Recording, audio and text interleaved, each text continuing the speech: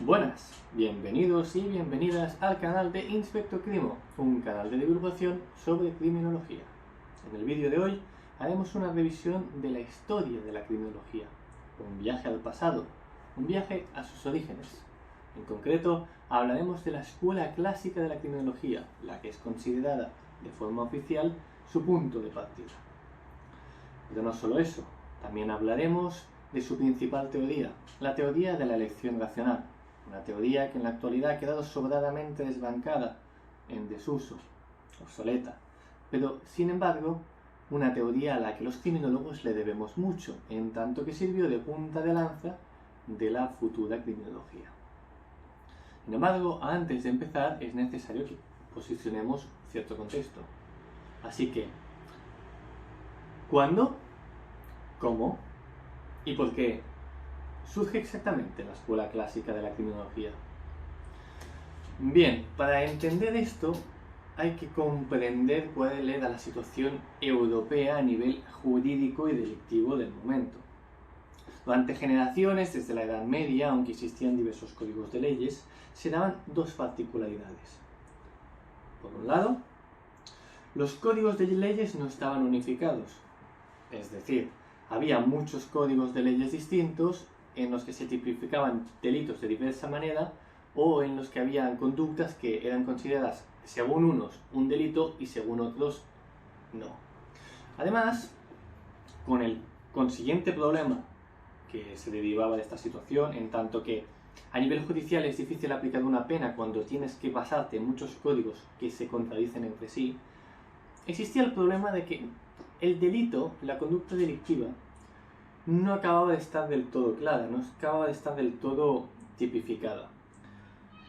Debido a la influencia notable de la religión, especialmente la religión católica, la religión cristiana, y sus valores morales, muchas conductas eran tipificadas como delito cuando en realidad revestían más bien una naturaleza de pecado. Es decir, veníamos de una época en la que la ley no estaba unificada ni tenía muy claro cómo debía intervenir y en la cual las conductas que se juzgaban respondían tanto a naturaleza de pecado como a naturaleza de delito según lo que consideramos ahora. Entonces, obligatoriamente tenía que producirse un cambio, un cisma, una evolución que hiciese que los pecados compitiesen a la religión y los delitos compitiesen a la ley. Esto no se produciría hasta pasado el siglo XIX. Sin embargo, la escuela clásica de la criminología surge mucho antes. La escuela clásica de la criminología surge inmediatamente después de la Ilustración, aunque es un corriente independiente de esta, pero está fuertemente inspirado por ella. En particular, está muy inspirada por las corrientes utilitaristas, que postulan que el ser humano es un ser racional y como tal todas sus acciones van guiadas a la búsqueda de la mayor felicidad y al mismo tiempo a la evitación del dolor. Es decir, según el ideal utilitarista, una ley o una conducta es mejor o peor de otra en función de cuanta más felicidad consiga y a cuantas más personas consiga transmitir esa felicidad. Y en sentido opuesto, una conducta debe evitarse cuanto más dolor o castigo produzca a cuantas más personas. La corriente utilitarista hay que entenderle como una balanza, como una especie de matemáticas, en la que sumas lo bueno, la felicidad, y lo malo, que es el dolor o el castigo. Si el cálculo te sale favorable, la conducta es válida, es buena. Y sobre estas ideas se sustenta la teoría de la elección racional. Pero nos estamos adelantando. Hemos dicho que la criminología, la escuela clásica de la criminología, surge en un momento en el que se daba esta situación, en que las leyes no acababan de armonizarse y en la que todavía no se había distinguido el delito del pecado. Creaban una dualidad un poco difusa, un poco abstracta, difícil de gestionar.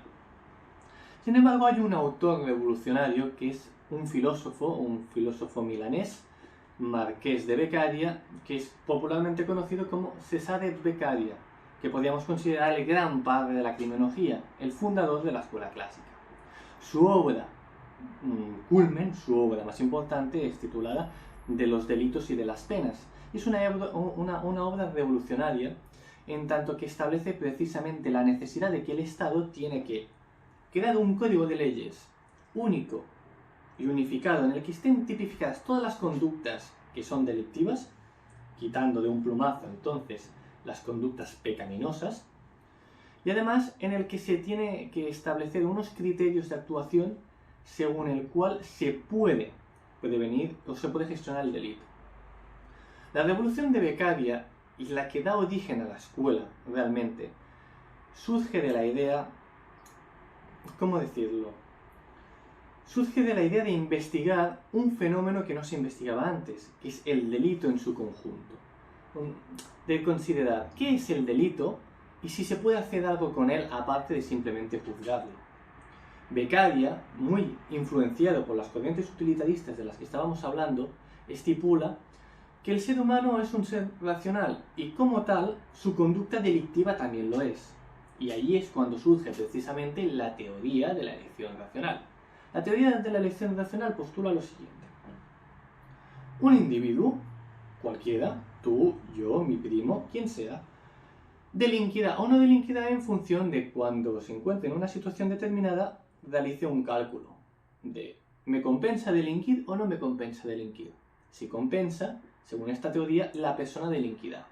Por ejemplo, me voy yo al Covidán de la esquina y me apetece mucho unos chocobons y no llevo dinero. Entonces, yo haré el cálculo racional. Quiero los chocobons. Entonces, quiero delinquir. Pero si me pillan, me puedo enfrentar ante una respuesta penal muy severa. Entonces, yo hago un balance y a mí, personalmente, no me sale rentable. Entonces, no delinco. Hay delincuentes a los que les sale rentable. Entonces, ergo delinquen. La teoría de la elección racional hace aguas por muchos lados, por eso, como comentaba al principio, es una teoría que ha quedado ya en desuso, porque existen muchas conductas delictivas que no se pueden valorar según balances de costes-beneficios. Sin embargo, sí que permite establecer la escuela clásica de la criminología y a partir de ella establecer una forma de investigar el fenómeno criminal. Aparte, es una teoría que es aplicable a todos los tipos delictivos, que es una circunstancia que rara vez se consigue una teoría. Existen teorías que explican por qué hay más homicidios, teorías que explican por qué hay más violaciones, teorías sobre el delito patrimonial, pero rara vez se encuentran teorías que puedan explicar etiológicamente todo el fenómeno criminal. Y no solo todo el fenómeno criminal, sino toda conducta humana. Porque al final, según esta premisa, todo lo que hacemos puede producirse porque calculamos si nos renta o no nos renta. Pues bien, Beccaria, en su obra de los delitos y de las penas, saca a colación esta cuestión y plantea que es necesario un sistema de leyes, como decía, unificado, pero además que tenga un principio claro, la prevención del delito. Y bajo este criterio, ¿cómo se consigue la prevención del delito? Pues muy sencillo. Si el ser humano es un ser racional, que hace balances y costes de beneficios sobre sus conductas, la forma de modificar su conducta, es decir, la forma de modificar el delito, es alterar uno de los dos extremos. O bien, o reducir el beneficio, cosa difícil porque no depende ni del Estado ni de la situación, es decir, el beneficio está en el aire y depende del individuo que quiere delinquir, solo él lo sabe. Pero sí que se puede modificar el otro extremo de la balanza, que es el riesgo. Siguiendo la lógica utilitarista, si a mí conseguir unos chocobons me produce mucho placer y por eso voy a delinquir, si hacemos de que el castigo por robar unos chocobons no me salga muy rentable, el balance no me saldrá a mi favor. Es decir, si producimos un endurecimiento penal, conseguiremos un mayor efecto disuasivo. Este es uno de los principios de Beccaria y uno de los principios de la teoría de la elección racional, que es que, creando un sistema penal efectivo y duro, que genere una prevención especial y una prevención general del delito, se conseguirá su disuasión. La prevención general del delito es, por ejemplo, voy a poner que el delito de homicidio sean 10 años de cárcel. Yo no quiero pasar 10 años de cárcel, por tanto no voy a matar a nadie. Ese es un efecto preventivo general porque nos afecta a todos. Todos somos susceptibles de disuadirnos en nuestras conductas porque sabemos el riesgo que tienen. Luego hay la prevención especial, negativa, que es que cuando tú ya has delinquido y estás en prisión, ahí se hace una experiencia que digamos que no es muy favorable y se supone que tú una vez que has pasado por el castigo no querrás volver a repetir esa experiencia traumática y por eso dejarás de delinquir. Como podemos ver, tanto la prevención general como la prevención especial negativa no son muy eficaces a la práctica, porque la experiencia nos demuestra que aunque tú vayas a prisión, luego a lo mejor vuelves a delinquir. Es decir, no sirve la teoría de la elección racional realmente para prevenir el delito, pero sí sirve para crear una idea sobre la que empezar a trabajar, que es lo que empezarán a desarrollar otras escuelas.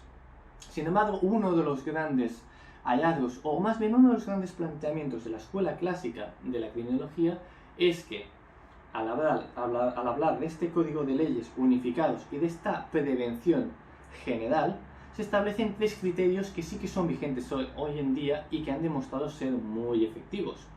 Y es que la respuesta penal tiene que tener 3 rasgos. Tiene que ser certera, es decir, un delito, o más bien una ley, tendrá un efecto disuasorio más grande si el castigo es más automático. Por ejemplo, si yo robo chocobons y nada más robar chocobons, al día siguiente ya estoy pagando el pato de haber robado los chocobons, pues yo me lo pensaré 2 veces y cualquiera que me haya visto robar los chocobons se lo pensará 2 veces antes de volver a robar chocobons. Muy sencillo, porque sabemos de que la justicia actúa rápido y actúa de forma efectiva. Sobre todo, tienes una conducta criminal y hay un castigo, no hay tutía. El segundo rasgo es precisamente ese, que sea veloz. La justicia no puede esperar. Cuanto más rápido actúe la justicia, cuanto más rápido haya, menos distancia haya entre una conducta criminal y la respuesta penal, mayor será el efecto preventivo, porque todo delincuente dirá: no me renta porque esta conducta delictiva que voy a hacer enseguida va a ser juzgada. Y el último criterio, la proporcionalidad.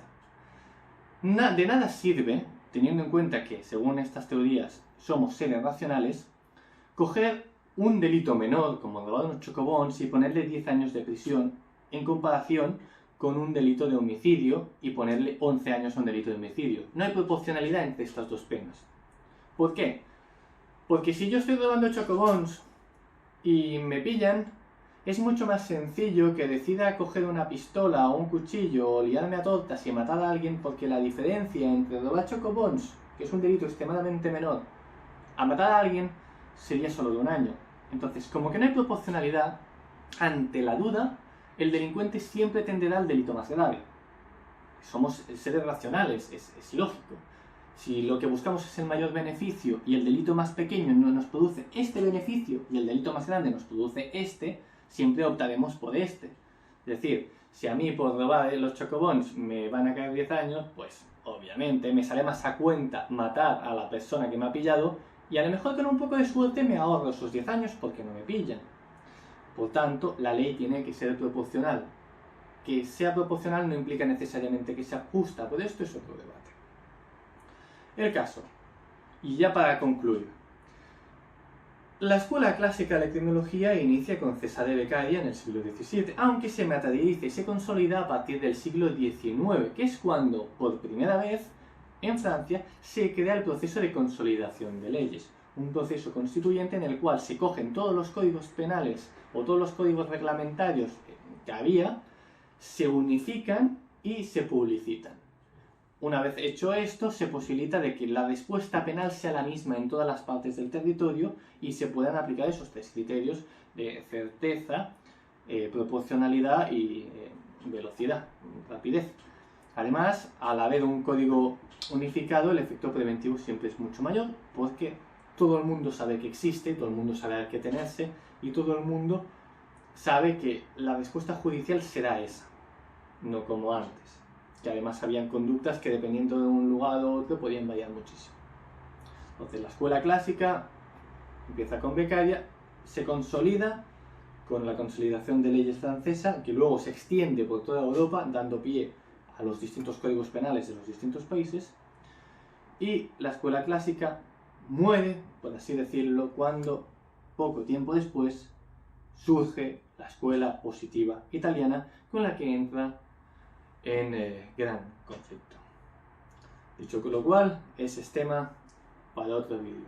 Eso sí, antes de todo, una última conclusión, siguiendo mi taza, y como ya viene siendo una constante en todos estos vídeos, no seáis gilipollas, no delincáis, y en este caso, haced caso a la teoría de la elección irracional.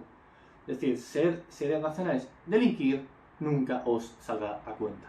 Y si creéis que sí, y ponéis en la balanza robar unos chocobons porque la pena no es muy elevada, fingid, imaginaos que realmente lo es, porque al final no compensa.